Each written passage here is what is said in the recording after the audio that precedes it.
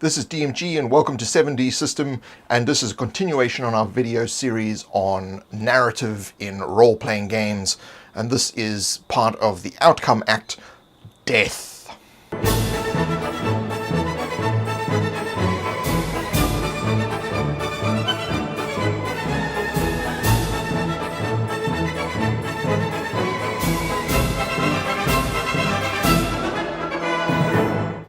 So if you like these videos, consider supporting me on Patreon.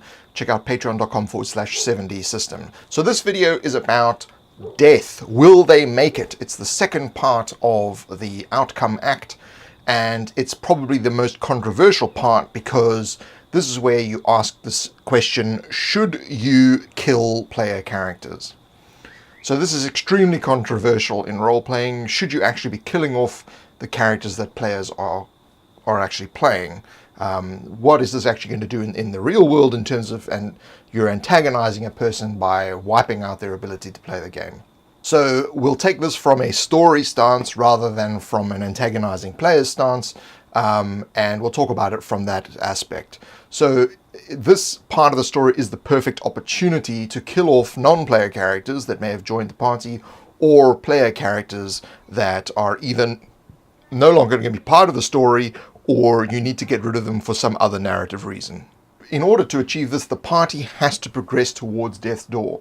So in the previous thing, in the exit, where they're trying to get away, they're trying to get out of the situation that they found themselves in the second act, this is where, you know, things are starting to go real bad.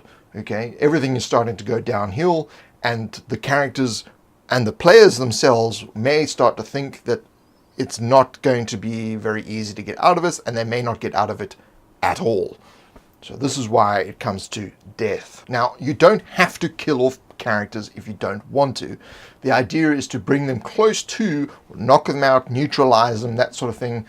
So you're building up an excitement, and you're building up the threat, because threat is very good for helping to motivate the story along. You know, if the characters are near death, the story becomes more interesting when there's potential that someone is going to die.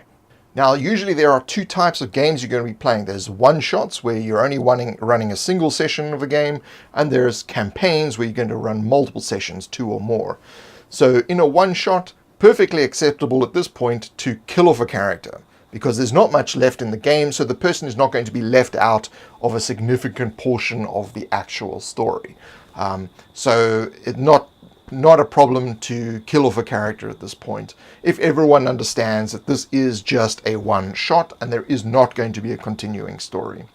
When it comes to campaigns, obviously if you're starting to run a campaign, you probably do not want to start killing off characters at this point. You may want to do that in future stories, where it is most story significant or narratively significant to do so, and where the players will feel that it's a satisfactory outcome. The character's death is not something that was just happened out of the blue. It's something that the story progressed to a point where the character needed to die. That is what we call a climactic death.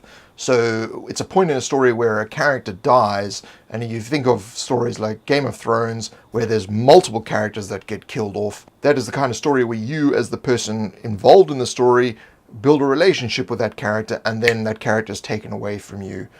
And the way you feel about that character being removed from the story helps to make the story better. So it's very important to think very carefully about what you're doing at this point, and whether it should be done at all. But what definitely needs to be done is there needs to be excitement, there needs to be a respect for the story and for respect for the director of the story, and there needs to be a great story for the people to tell after the game has finished.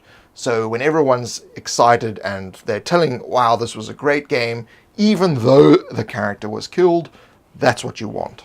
So just remember, you need to push the characters to the absolute brink of their abilities, and they must be near death's door, and then you can continue on with the next narrative thread, which we'll talk about in the next video, which is life. So if you like this video, click the like button. You can check me out on Facebook and Twitter /7D System, and of course you can support me on patreon.com /7D System. Thank you for watching, and I'll see you in the next one.